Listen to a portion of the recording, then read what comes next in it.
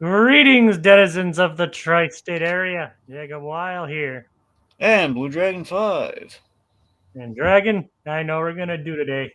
We're going to activate the Recap-inator and discuss my favorite cartoon, Phineas and Ferb. That's right, in honor of the 15th anniversary and in preparation for the upcoming revival, I'm guiding Blue Dragon 5 here through the series, experiencing his reactions, watching it for the first time, and reliving my summer memories through the years. Today's episodes are Fly on the Wall and My Sweet Ride, aka the first episode of season 4. Are you get so? It's a dragon. Welcome to season 4. Hey. Hey, yep. The season begins with Candace getting turned into a fly. How's your thoughts on this one? Apparently, Jeff Goldblum had some involvement in this episode. A little Cronen, but not nearly as bad as Cronenberg. It didn't get really go into Cronenberg territory, though. No.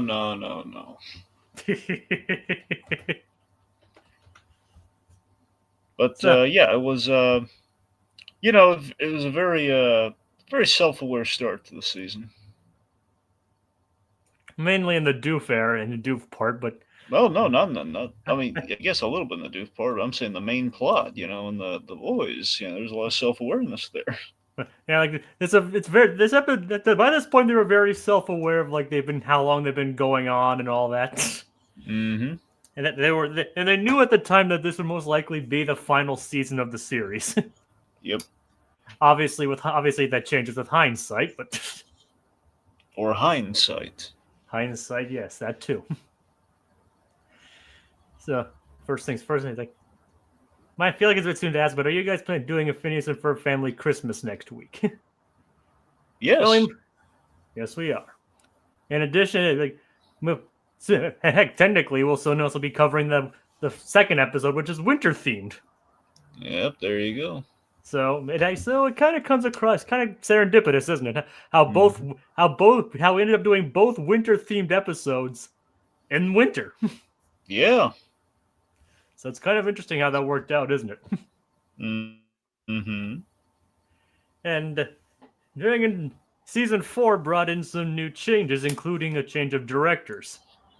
Not necessarily a change of directors, but a new director was promoted to main director, one by the name of Sue Parado, a name you might recognize. Yeah. She worked mainly on the second season of Megas XLR. Yeah. It's like, yep. Obviously, I'm more familiar with Kelsey Mann, but she also worked on a lot of Megas XLR. Oh yeah. So obviously, Kelsey Mann's been making big names for himself with the highest grossing animated film of all time Yeah, recently. that's a nice feather to have in his cap. It's like, oh yeah, he's having to direct the most Not the profitable animated film in the last couple of years. Well, maybe not most profitable, but definitely the highest grossing, Yeah, and probably and a highly acclaimed one at that too. there you go. So, so they're both doing pretty well for themselves, I gotta say. Obviously, they both took different career paths, but I still think they're pretty well. They doing pretty well for themselves. The point being, Megas XLR just gravitates around the greatest talent. You can kind of say that. Look at the voice talent there. Yeah. Like, you have David DeLuise, Steve Blum, Wendy Lee. Yep. You got some Cowboy Bebop in there. Cowboy Bebop, obviously. You got Clancy Brown. Uh huh. Got Michael Richardson. Anyway, the point being, a lot of talent. Yes, but back to the episode at hand. What besides the self awareness? What are your thoughts on Fly on the Wall? Well, it was all right. It was all right. It was a solid enough start, but maybe not the most dazzling Candace stuff. Yes, and I do say it was season. I technically do say it was a season premiere. It was like it's the first season, but it technically did premiere first with the winter episodes. But production wise, this is the first one. Let's add Megasex onto my infinite backlog of shows, according to Aquatad. Well, Aquatad, you gotta bump that up a bit. We actually discussed it not too long ago for its anniversary. And I gotta say, it still holds. I'd say it still holds up even after about, what was it, 20 years, Dragon? Yes. All right. I'd say watch it if you can find a way to do so. Well, again, it might all be on YouTube. Yes. Hopefully. Yeah. Well, regardless, yeah. I mean, look into it. It's worth it. And you can technically buy it on like Apple TV, I believe. Yeah. Like, and I think it's both seasons as well, so you'll be good to go. Yeah. On that. It's like, so yeah, the episode begins with Candace preparing to go on a date with Jeremy, but she has no idea where she's going and has no idea how to dress up for it. You know, standard stuff. Yep. Meanwhile, she's got Archie problems right now. Yep, just going on a date with her boyfriend. Yep. Oh, what's Betty gonna do? You're more of a Betty guy, not a Veronica? No, I'm all Veronica, man. Any day of the week, Veronica. Even in the comics too? Well, here's the thing. I'm going off the animated series for Veronica, but let's say probably the comic as well. But I'm saying Veronica's on principle always Veronica. I mean, I'm kind of on the fence, honestly. Look, they're both great. That's the whole dilemma. But Yeah. If I'm picking Veronica. Aquatad throws in a third option. Jughead. Well, we all like Jughead. Jughead's an American institution. Damn right. Jughead's fast food. Pardon my French, but damn right. Yeah, there you go. He's a burger boy. Oh yeah. So Candace probably would fall more to the Veronica type, wouldn't you say? I mean, it's interesting if you kind of have Candace and Vanessa. Vanessa's more Veronica than. Well, that is true, but they're not necessarily competing for Archie's affections. Well, that's true. I don't know. Look, Candace, I think Candace sees herself as Veronica, but she's more Betty. I mean, I think that's a good way of looking at it. She's a bit more new. She's nuanced, kind of more of a nuance that way. Yeah. All right. Meanwhile, the boys are planning the zombie robot pool table. But the parts didn't arrive. Yep, and that was their big season premiere. Now they're out of ideas, which is where we get into the meta-contextual element here. We're like, well, that was it. And they have a song, and they cut the song gag, which is really funny. Which technically that song wasn't in the movie version. That was only in the album versions. Yep. And remember, they had their minds erased after that too. God. So yeah, they're aware of us. Even basically, but I'm not sure how. Anyway, so people just trying to do the same thing over again, just add a different suffix on it or prefix. It's the whole it's the super duper. Technically, it would be a prefix, even though he calls it a suffix. Yeah. But it's Buford we're talking about, so. Yeah, I mean, he said suffix. I just figured, it'd be funnier. Yeah, it's a funny word. Yep. So it's like portal to Mars. How about a portal to Venus? Yeah, it's just a peek into the writer's room at a certain point. It's like, yeah, we got nothing. We put all the amazing summer ideas we could.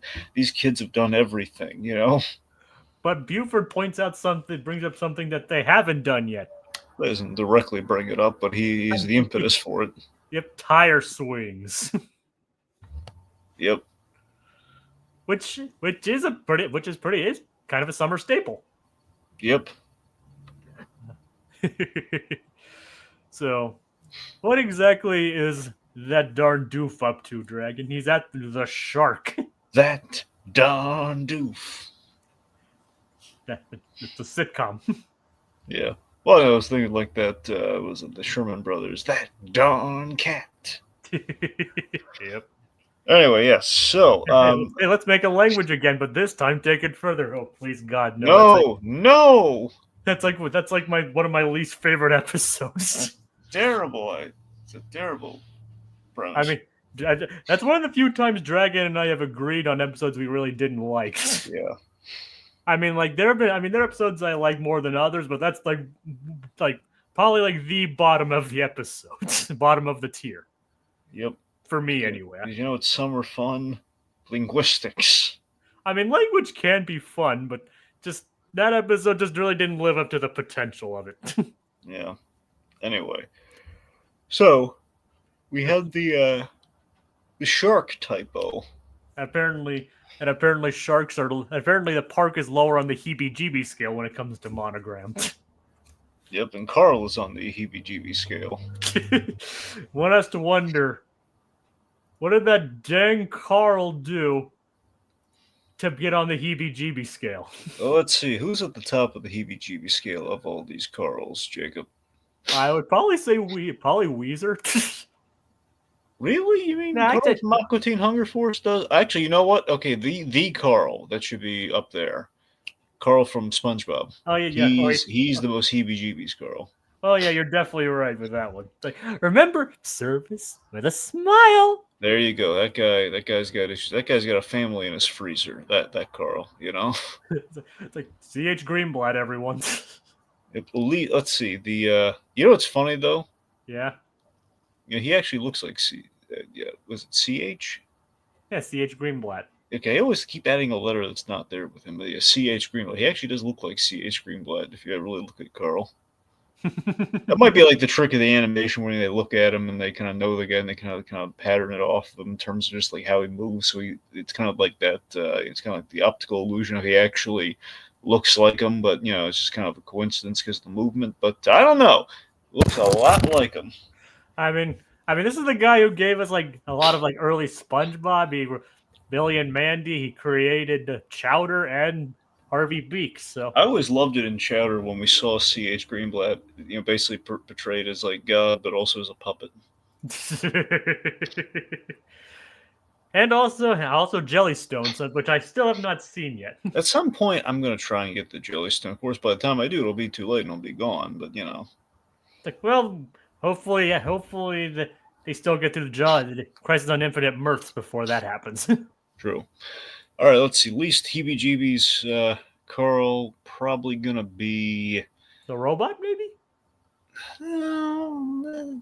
Some people are scared by robots. Like Combat Carl would be pretty up there because he's a moving toy. But yeah, let's see. I'm gonna say.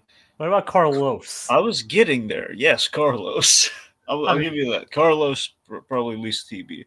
Carlos and Carl Fredrickson probably least heebie-jeebies, Carl. Yeah, I can go with that. There you go. All right. That was productive. Yeah. So it's like so apparently the boys are building a tire swing that can demolish this, that can flatten a small village. Maybe not the top priority to do with the tire swing, but yeah. But it's saying it can though. It could, yes. It's like if giant tire swing. If they feel so inclined, they could technically Phineas and Ferb could level a small village. Yeah, it basically would be the origin of Big Wheel from Spider-Man. Big Wheel? Do you really know? We've talked about Big Wheel before. What, have I? We've had this exact conversation where I told you Big Wheel and you forget who Big Wheel. You say Big Wheel, is that a real character? And I tell you who he is. Well, clearly he's not too memorable of a character. Okay, Big Wheel is a guy who's like, okay, so there's a character named Big Wheel, he's a guy who drives like essentially a giant Ferris wheel that has guns on it. Oh God. When was this made? In the 80s? That actually is a good question. I want to say he was an 80s character. He could have been late 70s, early 80s. He was in that era of Spider-Man. Obviously he wouldn't be in the 90s. Well, here's the thing. For the life of me, here's the thing. Often Big Wheel is paired with the Rocket Racer. Now, I don't think we did Big Wheel in Spider-Man the Animated Series. I'm pretty sure we didn't. I don't think so either. That's what I'm saying, because we had Rocket Racer in there though. That's what always kind of trips me up. I don't even But remember Rocket Racer. oh yeah, no, we have Rocket Racer in there. I'm just I, trying to, because it just feels so weird that we would have Rocket Racer and not have Big, which always trips me up and thinks maybe Big Wheel was in that episode, but I don't think I'm pretty sure he wasn't. Because how would they? I think if Big Wheel were actually in that episode, people would talk about him a lot more. like, I mean, trust me, Dragon. When it comes to your superhero expertise, I don't doubt it. See, here's the thing I most remember Big Wheel from. There's a Spider-Man. There's a Spider-Man game. I think they call it. I think it's called Mysterious Menace, and it was on Game Boy Advance. And basically, you fought. It was. I really love the game too. By the way, it's wonderful. And you have a bunch of boss levels, and you go up against Scorpion. Let's see, Scorpion, Hammerhead, Electro. I don't think Vulture. I think it was just those three. And anyway, it was 5 totals of those three. And you had Big Wheel in there. So Big Wheel was a boss that you went up against, and I think he was the. Oh, and Rhino. Rhino was there too. So there you go. I'd like to see Insomniac tackle that. They could. Yeah, Anyway, seriously, Rocket Racer, he is traditionally Rocket Racer's African American, so he actually might pair really well with Miles Morales' kind of sect of Spider-Man, because Miles Morales is a wonderful character, but his problem is he doesn't have enough of his own rogues gallery. that could. Yeah, I could see. I can see Insomniac doing that. Apparently, a Hornaqua made debut 20 years ago, which would be around the animated series. That's the thing. I mean, did he? I don't. That's something we. Unless it's like Spider-Man and His Amazing Friends. I mean, if he was in Spider-Man, well, that's what I'm saying. If he was in Spider-Man's Amazing Friends, that means he probably predates the 70s. I mean, like I said, I don't know. Like, if the math is right, it would probably be the animated series. But anyway, as I'm saying, if he look again, he would have been in that Rocket Racer episode, which makes the most sense since they're paired together. I mean, I'm thinking Big Will might have been in there, but again, he's literally a background. Everyone forgot about him.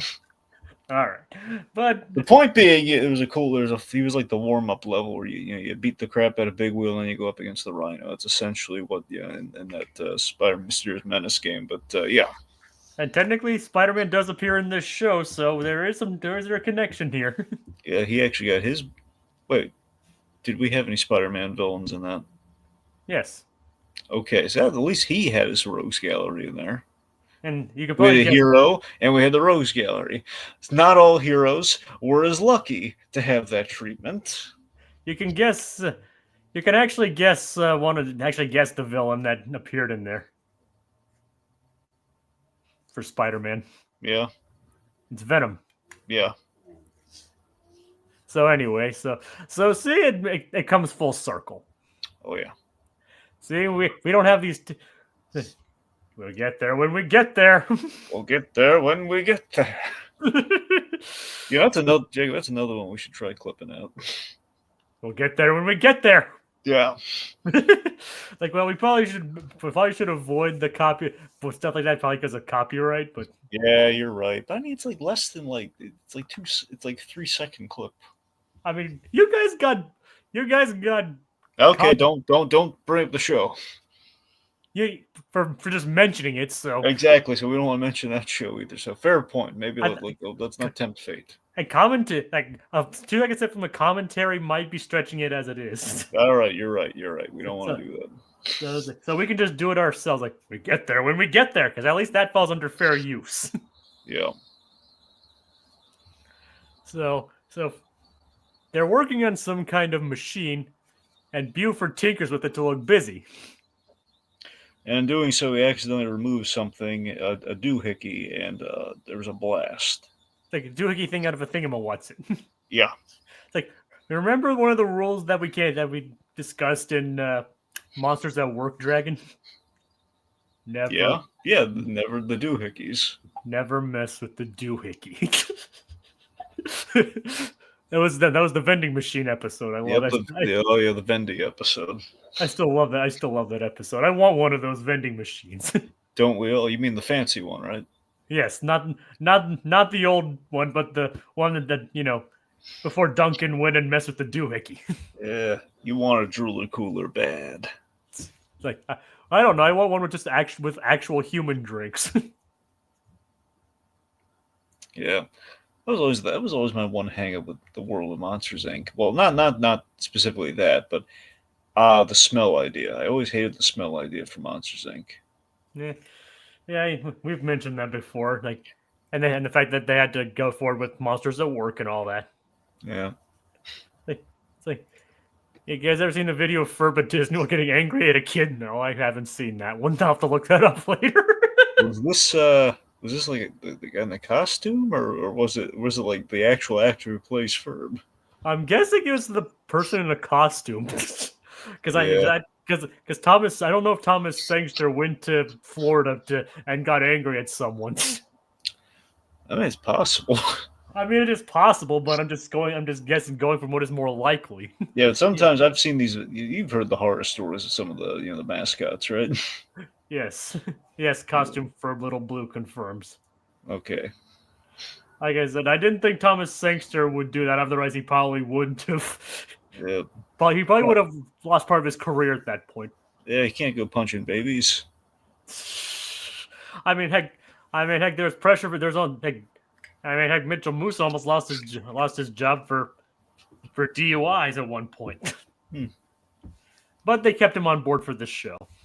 Yep. So I don't know if you heard about that one, Dragon. No, I didn't. Well, I'm not going to get into it here. I'm not trying to dig up too much of his personal life. Okay. Anyway. So moving the part in which minute that turns the machine into a fly, but then it's like if they change something else, it becomes a sorbet machine. Believe it or not, Dragon, this thing kind of comes back later on. Like this season actually tries employing a bit more continuity within the season itself. Oh, there you go. There's something. Like they actually try and employ a bit more continuity this season. Like Disney almost finally got the memo to air the episodes in proper order. I know it's a shocker, isn't it? It is. Air the episodes in order? No. But Candace gets turned into a fly. Yep. By the way, speaking of all the Spider-Man references, Candace's appearance, with the human head on the fly body, it does call to mind like that nightmare from Spider-Man the animated series, where Peter Parker is having I believe it's like during the. It was one of two things. It was either when he had the nightmare, like when they did the origin episode, he has the nightmare. Basically, he turns into a giant spider with a man's head. Or it's from the episode where he's actually turning the man spider and he has a nightmare about it. Oh, Either way, it was a nightmare situation. I think it was the origin one, but I could be wrong. Well, the man spider episode's still terrifying. Well, of course, I'm just saying though. I don't think they needed help there, which makes me think they did not do it there. They worked it into the because sometimes we even saw in the Rain movie, it kind of has a bit of a nightmare when he goes through the change. Yeah. I mean, think about it. That episode. We could use that episode in Haunted Holiday Hijinks. I mean, I know it's not a Halloween episode per se, but it's still basically a horror episode. Oh yeah. So quick, talk about Batman so I can have a strangely topical sorbet. No, you have to wait for it to come up naturally, Aquatad. It's like sorbet on your own time. So, Dragon, is there a villain that's like? Is there a villain like Rocket, like the Rocket Racer in Batman? Actually, I did kind of watch it. Yes, there is, and you saw it. Yeah, the episode of the Batman, right? Mm-hmm. Go on, tell him what it is, so Aquatad can have his beverage. I don't remember the name of the name of it. I don't remember the name of the villain. Well, I'm saying, tell him the name of the villain. I said I don't remember the name of the villain. Oh, okay. It's Gearhead. Oh right, yeah. And that's what led him to upgrade the Batmobile. Yeah. I remember that. So now you're gonna have your sorbet. Well, create a new Batmobile, but yeah. Well, you know what? Well, there was an upgrade, new one, same thing. Yeah. Same difference. Sure. But Candace accidentally gets taken along for a ride in the car with Linda. In hindsight, she just should have flown in front of Linda's face and not to her ear. Yeah, probably, but Candace isn't the most rational thinker sometimes. It is refreshing that we saw Linda wouldn't harm a fly. It's like, out you go, little fella. Well, it's a good thing she didn't, or else we would have had a goody reboot on our hands. That's true. That's true. So, but fortunately, that didn't happen, unless what happened in your version. Well, just hold that thought until we get to the song. Okay, and you're welcome, Aquatad. Yeah. So in the meantime, we find Doofenshmirtz at the shark. I No, mean, the Jacob, that's a typo. I know it's okay. The park. There you go. dang autocorrect. So Doofenshmirtz, he's having a picnic, and it's really a trap. Yep, and he has the feed the pigeons-inator. AKA feed the birds, Tuppence tuppence a a bag. bag. Tuppence. Wouldn't it be great if he just pushes the button on the feed the birds and it literally just plays that song? That would be great. And there's your weekly reminder that we should not become professional singers. Well, we're not really trying though. I know, but I mean, Dragon, how well can you sing? Probably, I don't know. Yeah, Probably not great. I mean, I don't. I like how I sound, but I know in reality that's not how I sound. I mean, I know I like how I sound too when I sing, but I'm not Yeah, good at it. I know that. exactly. Yeah. So no, we're not good at singing. No. I mean, I can still do karaoke, but that's about it. I think I think we can probably carry a tune more than Tiki. That's about it. It's like, by the way, happy belated birthday to Dick Van Dyke. Next year he'll be 100 years old. Yeah, we're gonna be on lookout for Dick Van Dyke. We're champion for him to hit the big the centennial number. The big 100. Yeah. So technically, Doofenshmirtz is breaking the law because there's a sign that says "Do not feed the pigeons." Yes, as you can tell, Doofenshmirtz, he's got evil scientist block. He's hit a wall. He doesn't know what to do. This is the best he come up with, and even his trap is easily escaped by the monitoring. Well, I love the fact that he tried to come up with a good idea, Nader, but he didn't like the fact that it had the word good. Counterproductive. So he built the bad idea, Nader, and he gave him the feed the pigeons. and of course, he's like, summer's been going on for like 4 years.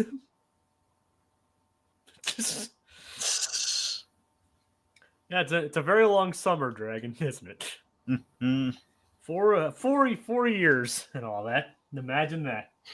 And if you think about it, the first episode came out in like 2007. This episode came out in 2013, so it's been going on even longer than that if you count real world time. Yep. So yeah. So Dragon, what do you think of the boys' tire swing though? I mean, it's pretty cool. I like the function that it can drops like a bunch of little mini tire swings. That's pretty cool. I mean, I would love to ride that thing. I'm not a big fan of drop rides, but that's one kind of drop ride I would go on. That and Tower of Terror, if you count that as a drop ride. Would you count that as that is a drop ride. Would you go? I just stay away from drop rides or pendulums, but that's kind of both, but I would definitely go on a giant tire swing. What about you? I don't know. I don't think I would go on a giant tire swing. I don't know. I mean, it looks cool, but I don't know if I'd. It doesn't look really safe. Yeah, but that's part of the fun. You mean like hurtling to your doom if you don't hold on tight enough? I'm sure they have safety measures. Come on, you saw no waivers were signed. We know no waivers were signed. The only thing they really haven't done. Candace got turned into a fly. This thing is not sanctioned at all. Well, they didn't know that. That's all Buford's fault. There's a risk of people being turned into flies, and they knew of that risk. It's like, well, like I said, let Buford stand next to it. Well, they didn't know. Like I said, blame Buford, not the boys. Hello, they have a very dangerous invention here that they have no supervision over. All right, Dragon. They're getting sued. Sued. You want to get sued? No. Yeah, that was Grounds Creeper Willie there. You've never seen The Shinning? The Shinning? Yes, The Shitting. No. Like, well, it's called the shindig. It's like, don't you mean the shite? You want to get sued? Oh, right.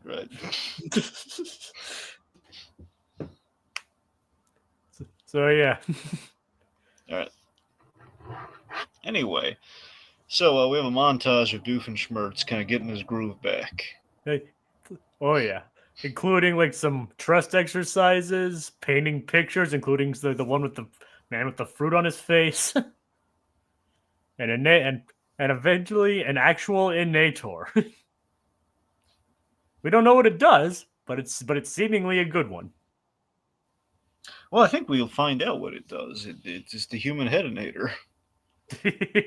That might have. I still think that might have been considered one of his bad ideas.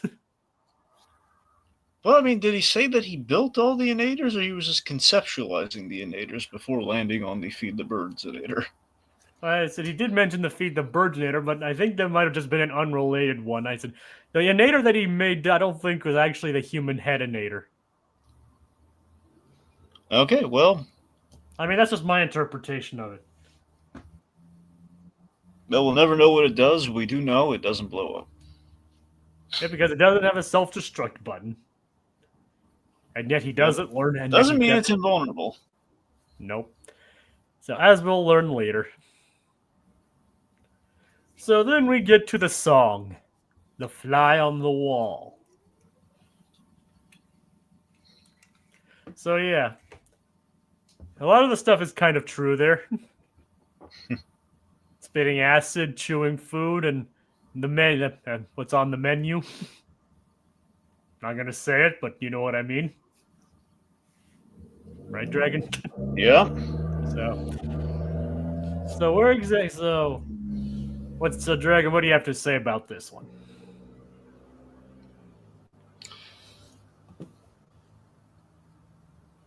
I'm sorry? So what do you have to say about the song? Right. So it does. Jacob, do you know what time it is? Well, I think I do, Dragon. It's Gritty reboot time. I think I jumped the gun there a little bit. So literally in the lyrics of the song, we see that Candace is going to die in 7 days. If she doesn't get turned back. Yep, and again, also Jeremy tries to murder her. She's almost murdered by the love of her life. Yep. Just imagine this, like, hey guys, I've shown up. Where's Candace for our date? You know, it's like, oh, we don't know, Jeremy. When's the last time you saw her? And it's like, well, no, I haven't seen her. I haven't seen her at all. Like, oh, we don't know. There's a manhunt for Candace, and again, just like still a little fly body. She was never seen again. The suspicion points to Jeremy, where it's like, we know you saw her. Well, I mean, like I saw her maybe like last week, but you can't possibly think like the timelines don't match up. You had plans with her this evening. What? No, don't put me in the hot seat. No, you don't understand. I was gonna take her to the rodeo. Just rodeo. The rodeo? You mean a fancy restaurant named Rodeo? Learn how to say things, Jeremy. Yep, pretty much. You uncultured swine. What are you looking at, you hockey puck? Yeah. You murdered her. You are a murderer. No. No, Ferb. Oh. Just holding Candace's cell phone like as evidence. Okay, and Jeremy spends the rest of his working with the boys to resurrect Candace. Yep. Well, you just need a human. Now they just need to get a human, a life-size mold of her. Yep. Which Buford has, as you remember. He does. We need to clone us a Candace. Like, I got the DNA. I got just the thing. so yeah, I'll get the mold again.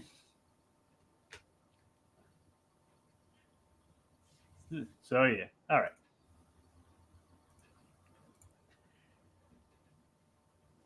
So yeah, we also learned that Bobby Fabulous wears a wig.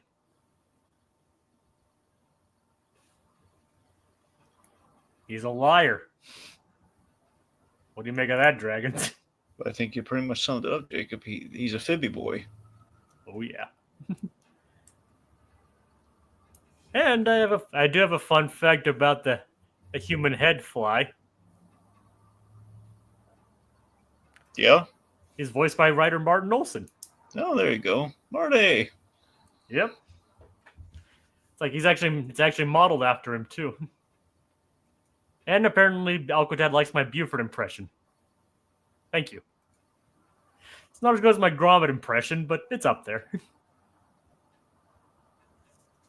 Dragon, what do you think? He's a little work. Yep, like I said, it's not as good as my Gromit impression. No. I mean that's flawless, man. I mean, again, you could have done some ADR on the new movie coming out. Yeah, but the original Gromit obviously, the original actor obviously nailed his lines the first time. So they didn't need me for it. If that guy ever asked for too much money, though, you're number 2 on the call sheet, my friend. Yes, but obviously the original Gromit, obviously an exceptional actor and all that. So I think they'll be fine with him. But yes, but I'll keep my hopes up. How's that sound? Yeah, sure. All right. It's like, so the boys, so Candace makes her way back home to the boys, who realize that Buford messed with the doohickey and the thingamawatsit. And apparently this machine can also turn people into alligators, babies, and squirrels, and cheese. Can you imagine Candace living out her life as cheese? So with all the things she turns into, her, like, what about the dancing cheese, Jacob? The dancing cheese? Yeah, what about the dancing cheese? What about the dancing cheese? Well, apparently it tries busting people too, but it's Oh god. still one of the great Muppet Show lines. I've never seen that episode. I'm pretty sure it's the Steve Martin episode it's the Steve Martin episode where Gonzo. What about it's Kermit the Frog is asking incredulously to Gonzo. It's just like, what about the dancing cheese? That does sound funny. Yeah. What about the dancing cheese? It's one of the great lines. Is it one that's funnier in context? Yeah, no, yeah. It's funny in anyway, context, but I mean, still a line out of context is still kind of funny. I mean, don't get me wrong, it's funny out of context. I'm just wondering if it's funnier in context. Oh, yeah, absolutely. All right, I can't wait to see the dancing cheese.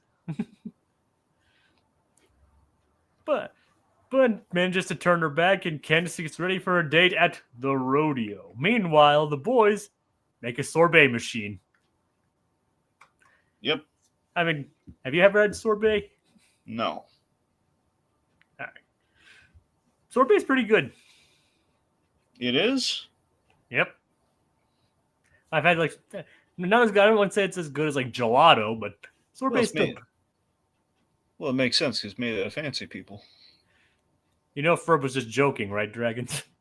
I don't know. There's some linger there. No. He hesitated when he responded. Yeah. Are you sure he just wasn't astounded at Buford to actually ask that question? I don't know. I think Ferb knows something. And what about that? And of course, the astronaut. It's like, oh, that's so weird. We're in a space shuttle, and the shuttle program ended years ago. That was a really funny line. Yep. It's like it does kind of. It really does make kind of like, yeah. Why are there so many people in space? Anyway, so the giant tire swing ends up crashing on the inator. Yep. Candace is, by the way, how adorable was baby Candace? Yeah, baby Candace is cute. Yeah, then we had like Baby Head, and then we had like I'm sorry, there's a lot of Candace variants that were kind of funny, like the traffic cone. I thought was pretty funny. You have Sasquatch. Squirrel. And as I said, cheese. Okay, honestly, the cheese and the baby, I think were the standouts. Yep. And so Candace gets ready for the date at the rodeo. Turns out it's the rodeo. And to be fair, I mean, what's Jeremy? Come on, Jeremy. I think that one's on him. Like, plus, I mean, he saw she was dressed like a cowboy. He really should have said something. yeah, maybe he thought it was Tuesday though. Yeah, that's a fair point, I guess. Apparently, if there's a free dinner if you're dressing a cowboy night. Like, no, madam, that is Tuesdays. Yep. Like, so maybe Jeremy thought it was Tuesday. We've all been there. We've dressed for the wrong occasion to get free food. Yeah. Yep. We do what we can to survive, right, Dragon? Yep. Like, yes, I'm referencing the time Baljeet hid in a fly. I did what I had to do to survive. At least there was none of that in this episode. No. Nobody had to hide inside the guts of a fly. Nope. And thank God for that. Yeah. And let's move on to My Sweet Ride. So, Dragon, what do you think of the tricked out wheels and all that? I thought this was better. Yeah, me too. Yeah, this was a lot of fun. It's very much a throwback to kind of the very much kind of the early '70s, kind of nostalgic era for the 60s. Well, 50s, but yes. Well, I'm sorry, the 50s. I mean, I'm jumping a little bit to American Graffiti, which had a little bit of like the early '60s in it, but I mean, as Phineas points out, like, we're dressing like the 50s, like when everyone dressed like a sitcom from the 70s. Yeah, that's the thing. So it's very much, a little bit of Happy Days, American Graffiti, and Grease. I still have not seen American Graffiti. It's a good one. It did gave Lucas the blank check for Star Wars, essentially. Yeah, I know. I know all that. I mean, I know about THX 1138. Isn't that what it's called? THX 1138. Well, a lot of people say 1138, but yes. 1138, whatever. I mean, look, you're probably correct, but I'm just saying, And then American Graffiti, and then obviously in a little movie called Star Wars. What you need to watch is Empire Dreams. I know. It's on Disney Plus. I know it's on Disney Plus. Mm-hmm. It is, right? It is on Disney Yes, Plus. and probably on YouTube as well. All right. Well, I'll get to that then. I still need to watch. I haven't even watched Skeleton Crew yet. I mean, you could just wait on that if you really want to, but I want to watch it. Well, there you go. All right. So yeah, I like this episode. Nick Frost is in that show. Cool. I like Nick Frost. Yeah, we all like Nick Frost. It's like I'm Sean. I'm sorry. What? No. Sorry. Oh God. Yes. Stop it. I'll stop when you stop laughing. I just recently saw that movie and I love it. Yep. I still need to see Hot Fuzz though. Yes, I want to see that too. It's like I've been I'm kind of on a British kick lately with British comedies. Well, you've always had some Brits on the mind with Ferb. Yes, but I've been rewatching Mr. Bean and Wallace and Gromit in preparation for obviously Vengeance Most Foul. So let me ask you this: did you watch the two Mr. Bean movies?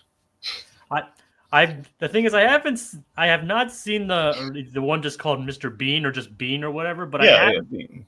But it's been a long time. But I have seen Mr. Bean's Holiday, which is actually the first exposure I ever had to Mr. Bean. I find that one to be better, but still, the other one's more nostalgic. That one's better. Isn't the Bean like more Americanized or whatever? Well, it's the idea he's like the. I mean, yes, it's the idea he's like a tourist. Like he's like they bring him from the UK, so out of his usual element into California, like in the early '90s. Well, yeah, early '90s. Ah, And it's pretty much he's mistaken identity. They think that he's like a really like a really fancy art professor. In reality, he's just like he's the bumbling night guard. he's Mr. Bean. Yeah, exactly. Just Mr. Bean's like falling asleep at his post when he's like a guard, like sitting around the paintings. And he's just mistaken for like this art critic. Basically, the Bertsley had no respect for America, so they send over anyone. And they send Mr. Bean. Yeah, they send Mr. Bean. It's just disaster after disaster in some cases, really funny in some cases. Okay, maybe it's more nostalgic than just more like, let's see what Rowan Atkinson can do in this situation. And let's just say something happens to the painting that's really funny. And like I said, Mr. Bean's Holiday was actually my first time I ever watched anything related to Mr. Bean. Yeah, that's pretty solid, right? And it was solid. I mean, it wasn't until like years later when I actually watched the original series. But I can say that's even better than the movie. It's than the movie, but Oh, of course, no question, the show is better. but Holiday had its moments. It's like you speak very good French. Gracias. I love the ending of Mr. Bean's Holiday. Yeah. And Jude, and Going apparently, to the beach. and Jude Law's also in Skeleton Crew as well. Yeah, it's a bit part though. But still, you can't go wrong with Jude Law. Yeah. He's barely in it, He's just, he's like he's an afterthought. I mean, who wants to watch a Star Wars thing with Jude Law? And I mean, come on. I'm guessing that's a bit of a joke. Yes. But but like I said, you still can't go wrong with Jude Law, even if it was just a bit part. Yeah, he's an unknown actor. I mean, I'm sure he'll have his big break someday. But A very lemony actor, that guy. and the best thing he did was it was Pitch Black and the Rise of the Guardians. Like the only thing people are gonna know him from.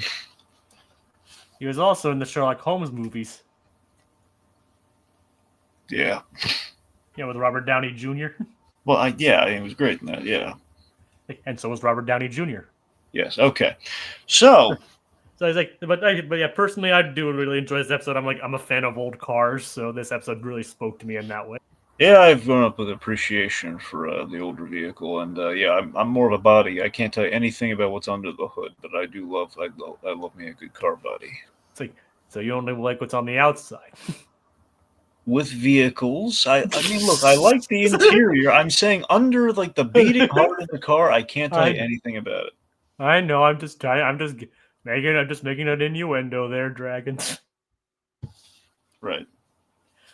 I'm just making an innuendo to falsely defame your character, like sometimes you do for me.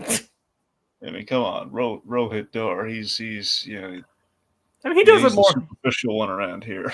He does that more than I do, Dragon. So he carouses. He carouses around. I remember you're the one who was like saying we don't know if he's seeing other girls or not. Remember, you're the one who brought that up during our Netflix Airbender episode. Yeah. Yeah, I don't buy that he's faithful. I don't buy it. Sorry, Rohit, if you're listening, we're sorry. Well, I am, but I apologize. Look, it's not his fault. He has a very stressful job. I mean, look, if he's going to make that life choice, that's his decision. He wants to be unfaithful. He wants to kind of mislead women for his own depravity. That's his call. That's his choice. Jackie, he may be a lawyer, but that doesn't mean he's unfaithful. No, he's a lawyer, for pity's sake. There's no scruples there. Only in front of the judge are there scruples. I'm just saying that he may be evil, but he's not unfaithful. Yeah, it's evil lawyer jokes. How original. I just want the record to reflect Jacob's calling Rohit evil. I'm just saying that you're saying he's unfaithful. Yes, I'm saying he's a philanderer. I'm not saying he's evil though. I'm not saying there can't be charming philanderers. There can't be charming evil. Are you saying there can't be charming evil people? I mean, there can be. If you want to say the Rohit's a charming, evil SOB, by all means, go on. Well, I'm not gonna say that about Rohit. He's nice. You just said that. You just said he was an evil lawyer. I said he's. Oh, never mind. Okay, anyway. Like I still think what you're saying is worse, but Well, Rohit said a lot worse things on the podcast. Okay, he's. I mean, you both when you both do it, you both kind of devolve into innuendo after innuendo. Well, look, he's doing all the innuendos though. Yeah, and you fire back at him with another one. But he started it. I know, but it's usually up to me to finish it. All right, let's talk about cars, shall we? Okay, so Lightning McQueen, he was the top of the racing world, and he was a rookie. He was up there. Then eventually he goes on this arc where he's very Doc Hollywood. Anyway, no, we're kidding. So the anniversary's coming up in 2 years, Dragon. We can talk about it then. Yeah, we can talk about cars then. Mm-hmm. So, how about 50s cars in the animated world of this show? So the doo-wop hop. Yes, and of course, Linda's dressed as a 50s waitress on skates and all. I love that. And even the helmet. She even has the helmet. The hair helmet. Do you think that was like mandated, or do you think they just threw that in there because they knew they were going to get like notes on it or something? It feels it feels like, okay, maybe well, that's the thing. She doesn't really fall on her face or anything, though. But I mean, I don't know. It might have been like a moral thing. Like, look, honestly, I think it was just. I thought it was like a gag of like all the hairspray and everything kind of forming almost a helmet. But it could have been a kind of a standards and practicing to some degree, maybe. Like that, so they knew they would say something. Oh, make sure they're wearing helmets. Mm-hmm. And so helmet. There you go. So yeah, it's like already getting up to the doo-wop hop, which everybody loves, like 50s themed nights and all that. So and of course the boys are looking good in their 50s gear. Phineas with the slick back hair, Ferb with his Fonzie look. So that's the thing. So Phineas is essentially Richie Cunningham, and Ferb is essentially doing the Fonz. Oh yeah. And Lawrence is he's more so solid after kind of like the I'm blanking on his name, one of the lead characters from American Graffiti, the one who ends up in the race at the end, who is stuck with the girl throughout the movie. I guess I wouldn't know since I haven't seen American Graffiti. I'm directing it to the audience. All right. But yes, that's him. That's who kind of reminds me of, given he's working on the car. All right. Hold on. Every time I see Jude Law, I say, "Hey, Jude." Hey, quick, Jude. Quick, someone throw a rim shot at me. All right. You know what? Ted Lasso had a really nice, sing along to "Hey Jude." That was really delightful. Yeah, he did. Yeah. I miss Ted Lasso. We all do. There's rumors that's coming back, which I find to be a grievous error if that is the case. But Yeah, but maybe it'll be better than the third season. Yeah, I guess. Well, no, it's not going to be better than the third. He's not going to be in it. No, it's not going to be better than the third season. Well, I know, but I'm just saying, the third season. Don't get me wrong, the third season was still good. Just the first two were. The first two seasons were that good. Yeah. But season 3, it was all right as far for Ted Lasso standards. It was just okay. Yeah, it's fine. It had its moments. If we want anything from Ted Lasso, you don't always have to win. Yeah, but sometimes, I did have a good finale. Oh yeah. So it's like so the boys dressed up in their 50s gear for they both looking. They really rocking those 50s looks, aren't they? Mm-hmm. So and of course Lawrence has been working on a little surprise for Candace. Turns out he's making her a car. Bought her a car. Yeah, but it's not fully restored yet. A Nedlington nymph. So this is a really sweet idea that he's restoring the first car that he had for. Yeah, but it's in pieces. Yeah.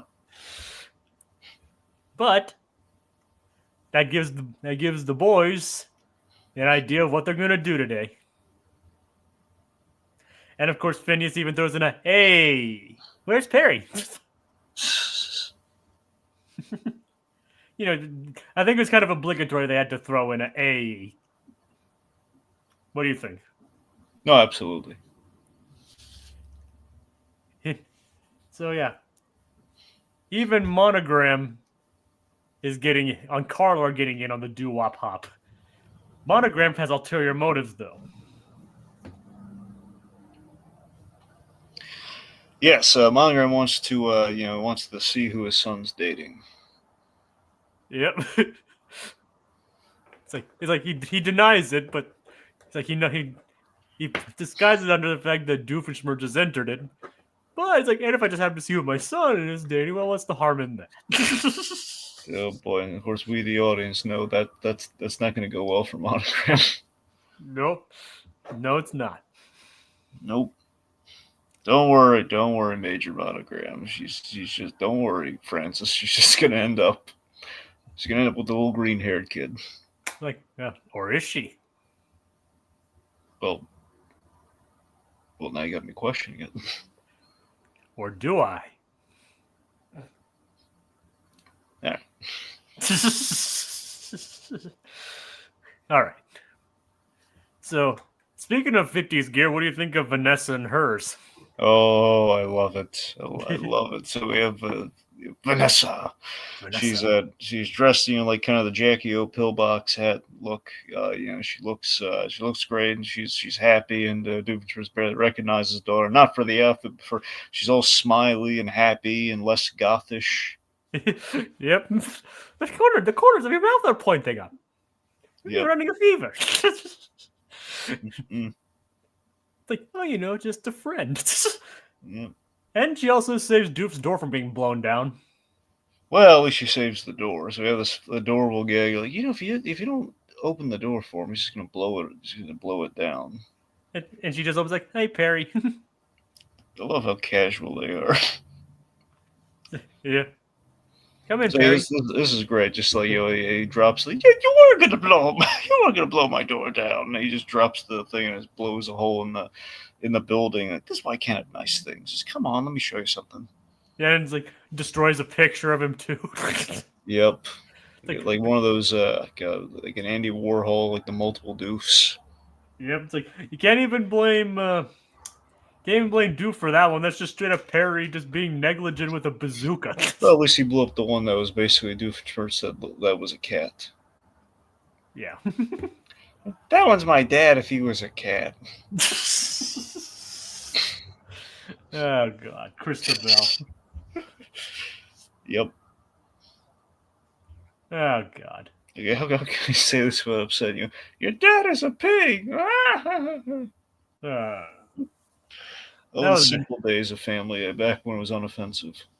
Well, I mean, it was always offensive, but well, it was just the right amount of offensive. It was the offensive that we needed. Now it had a good balance of offensive and good heart and a good heart. Now it's not special anymore. No. Like I said, it balanced the offensiveness with good writing and good and everything else. Exactly. Now, nada. No. Now it's a prison of McFarlane's own making. It's like, but he still doesn't want it to end, so. Yeah, well, no one wants wants it to end. Plus, I'm sure he's getting some decent money from it too. I'd imagine. I mean, considering he's the creator, one executive producer, and voices like 4 of the main characters. Mm-hmm. Yeah, I think he's getting pretty good on that. Oh yeah. So yeah. So speaking of, Doof's also preparing for the doo-wop hop in his own unique way. The Boom Shakalaka 320i. So apparently in Druselstein, they had like an auto show, and they repurposed old wartime vehicles into from their many occupations over the years. Yes. Which is kind of horrifying if you think about it. Oh, absolutely. Many foreign occupations. It's like, little kind of show's getting kind of real there, isn't it, Dragon? Yeah. So what do you make of the Boomschlaka 320i? Where's a car we eventually see is this sleek, beautiful looking piece of machinery. The Boomschlaka is exactly the opposite of that. Yeah, it's I love the design flaw of it. I love the idea it's got a plastic gas tank that you sit on. Yep. And that has like a little, like, literally it's the self-destruct button is like built into it. It has like the old plunger on the bumper, which is like the worst possible place for it, especially during wartime. It's like, so that might be where Doof kind of got his influence from. I would like to think so. So yeah, he really looked up to his uncle Simpkin. Yep. Always like it blew up, and he's like, well, it's gotta have a self-destruct button. Yep. Anyway, so Doomsverse has rebuilt it, but then he traps Perry for the evil part, which is to hedge his bet he's going to rust all the other cars in the contest. Yes. And Norm is the one holding the device, which seems like a bad idea to bring Norm along on this venture. Yeah, and it was right. And you're right. It was a bad idea. Oh yeah. Like, Aqua Des, I'm partial to Larry and Steve myself. Yeah, it was a good pilot.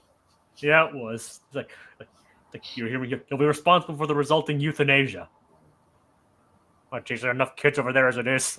It's a good joke. And the fact that again we can get away with that, it's just like a kid's pilot.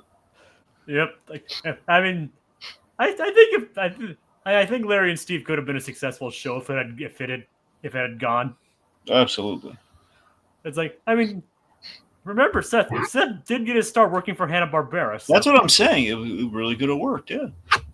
Yeah. So remember, I'm glad we got Family Guy. I kind of regret Family Guy still being around, but you know. I mean, don't get me wrong. I'm glad we got Family Guy too, and heck, we have a lot of shows now because of Family Guy. Mm-hmm. So, I mean, heck, this is like one of Family Guy's one of the reasons this show exists. Yeah. So, because like literally one of the people who helped greenlight the show was a fan of Family Guy. So we wouldn't have. So technically, we wouldn't have this show. Probably wouldn't have this show, or at least it would have been harder to get this show if it didn't exist. So. Okay. Anyway, so Uncle Simpkin flies into orbit and he never sees him again. So, yeah, the dragon Uncle Simpkin got blown into space. Yes. So, what do you make of that? Well, you know, we're gonna check back in with him later. Yeah, kind of funny how he managed to survive in space for probably like 40 years. Well, Jacob, it's like that scene in Jimmy Neutron where they explain the science behind that, but Carl can't help himself from singing to cover up all this pertinent information. It's a different dang it, Carl. Yeah. Like, so Jimmy, how are you able to breathe in space? Well, that's a great question, Sheen. Let me tell you. Moon, spoon. Carl! I should have had Rob Paulson sing the Moon song. but I still like meeting him nonetheless and all that. I should have no. If you're gonna have him sing as Carl, you gotta have him sing the spy song. We're spies.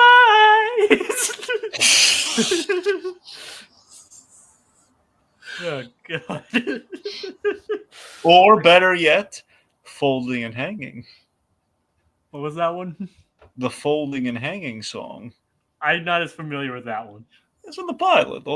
I'm folding and hanging. The whole like, yeah, Jimmy. There's even a song about it you can sing to help you fold your pants. Oh, God. See, Carl needs like a Christmas album. That's like all the that's what he needs. Like, yeah, but well, get on it, Rob. Like I'm dreaming of a white Christmas with Jimmy's mom. I'm dreaming of Jimmy's mom. We need to get Rob Paulson to sing that. Yep. It would be funny if Norm was dressed in 50s. Well, I mean, he kind of is. He Yeah, kind of has like an old fashioned suit and tie. So yeah. he's kind of there. Mm-hmm. It has many versions of singing and standing on it. Yeah. Well, by the way, how great was the entomology joke? It was like like he's trying to find the etymology of rust. Like, I'm gonna look up its entomology. Turns out entomology is a study of bugs. Which is true actually. Entomology is the study of bugs, but it's a very similar word. I actually did know that. You didn't know that? No, I did know that.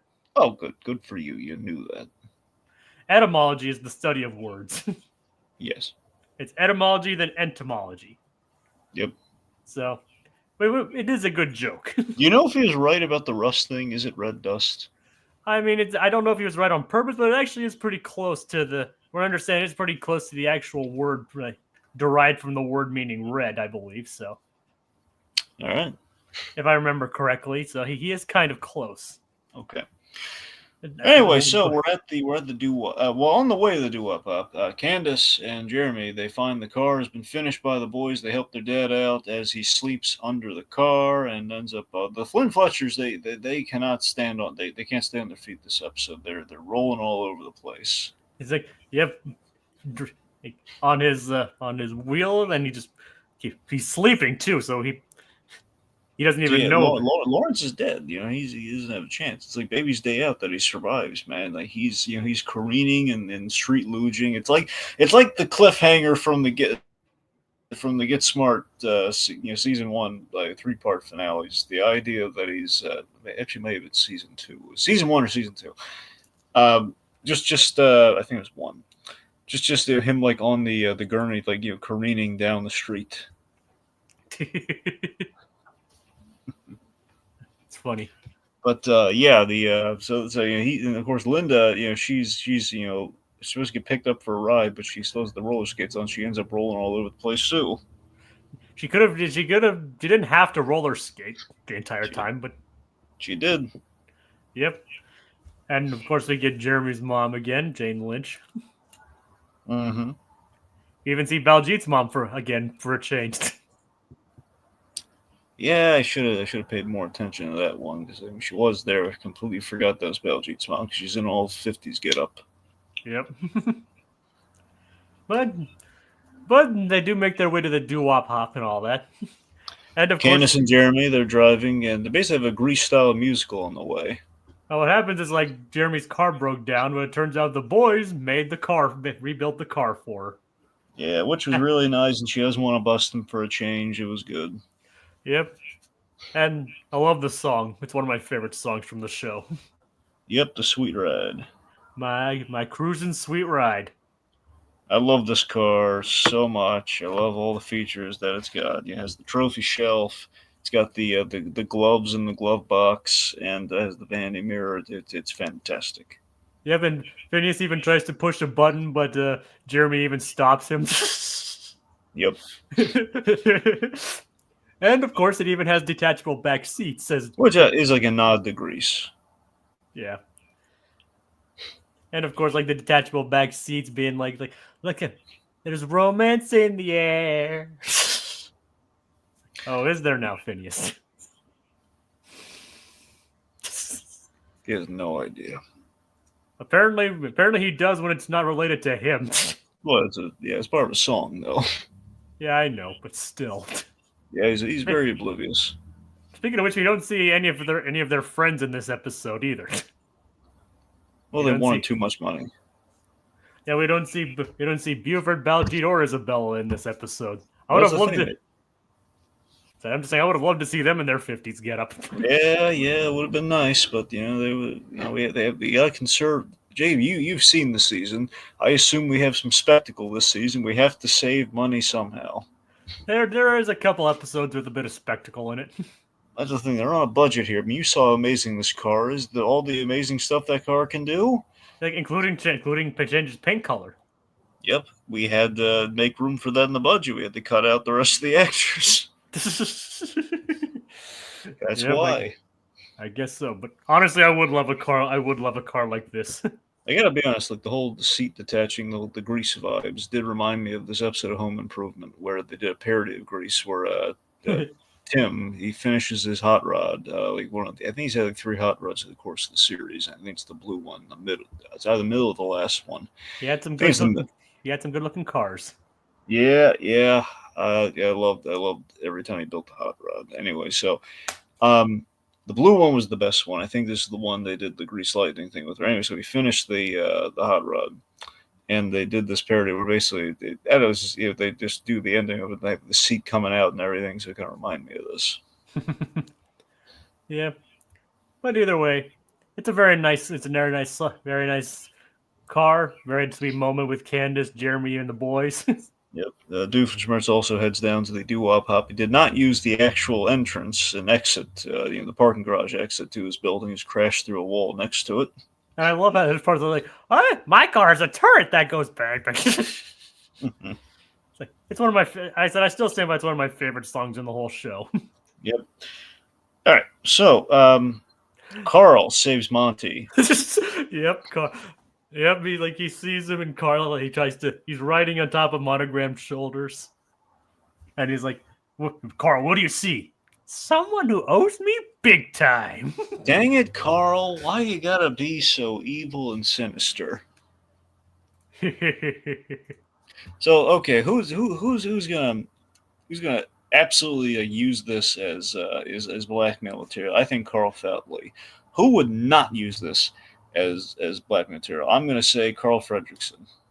Yeah, I could go with Carl Fredrickson on that, or I could probably also go with Combat Carl. What I'm saying, Carl Fredrickson, he supports true love. He's not gonna have an issue with that. Plus, it's all 50 Cent and everything. He feels like Carl Fredrickson would be a natural fit to not do that.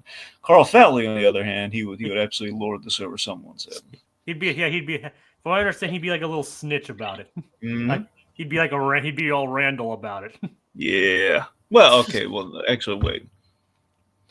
Carl wouldn't. He wouldn't rat him out. He would use it to his advantage. Though. That's the difference. Oh yeah. Well, yeah. I guess Randall's more of a snitch. Yeah, Randall's instantly a snitch. His whole thing. Like, Randall and Candace would get along famously. Like, have you ever noticed we on this podcast love recess? Well, yeah. I don't trust anyone who doesn't like recess. There you go. I don't think Carl the Robot would do that either. What do you think? Nah, he wouldn't do that. Carl's would probably just joke about it with Lenny. Yeah, I can see that. There you go.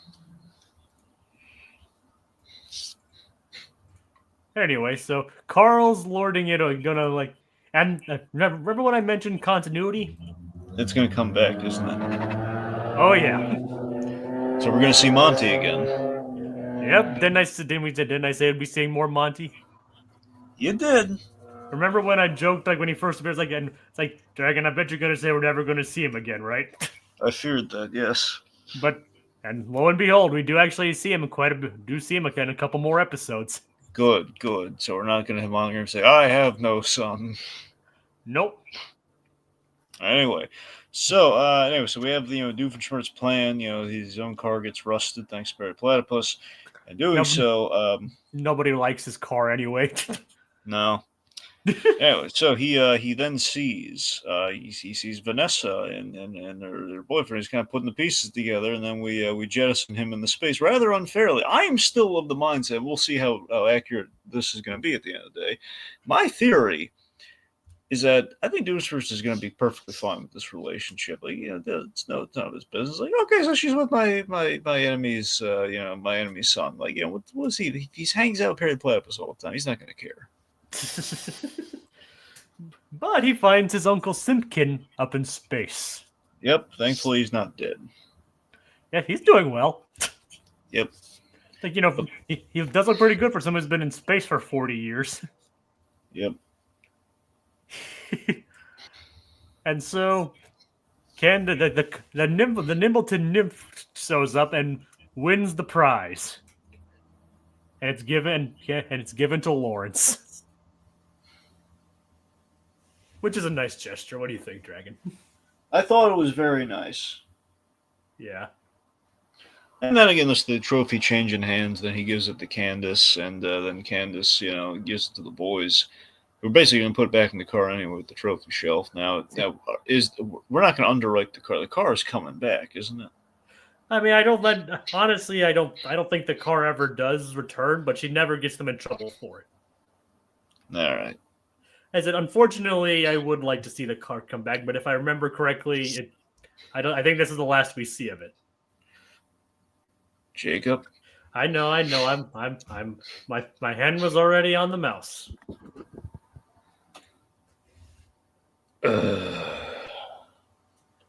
Dan. Swampy. You have a whole musical number dedicated to this sweet, sweet, sweet ride. And we're never going to see it again? Did you blow all the budgets? Was there no room for other vehicle design? Could we have scaled down with the boys' summer plans for this season to get more of the car? The car doesn't even have to do a lot. It just needs to be present. We just need to give Candace a good thing. Jeremy's got to pick her up for these dates. Let her use the car. But no,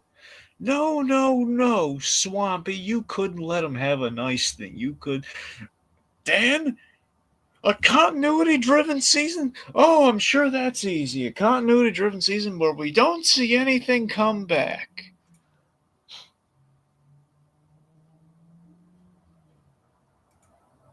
We need that car to come back. And when this revival, if that car isn't there, if Candace isn't potentially driving that car, or Jeremy, or if that car is not in the garage somewhere, it's just money on the table, boys. Shame for no more car. When I said continuity, it's more like continuity in a story sense and things like that. But yeah, it would have been nice to see the car again. Yep. But like I said, there's an episode where Candace doesn't even try to bust the boys. She enjoys what they did and even gives them the trophy for it. It's a nice ending. Yes. Like I said, I really enjoy this episode. Like I said, I like old cars. Do you have a particular old car that you're fond of, Dragon? Like specifically? Oh boy, I mean, there's a lot of really good ones. Like if you could just have like one old car of your choice. I mean, God, I mean, there's a lot of nostalgia for the Studebaker because of because of the Muppet movie. They can't go wrong with the T-Bird. Honestly, Al's car from Toy Story 2 is always a favorite. Seriously, it was styled to be a 50s car. I mean, the idea is Al collects 50s merchandise. So his shirts and the car and the toys are all 50s. So that's a 50s car. Oh, nice. So, yeah, I mean, maybe that one. That one's really good. Honestly, the Futura, like from 60s Batman, the whole, the Futura concept car, that's always something. Like, if I get everything, I would personally go for like a 50s Mustang. Well, here's the thing. I'm a sucker for Mustang any point in time, so that's why I can hesitate on the Mustang. But you're right. The 50s Mustang was really great.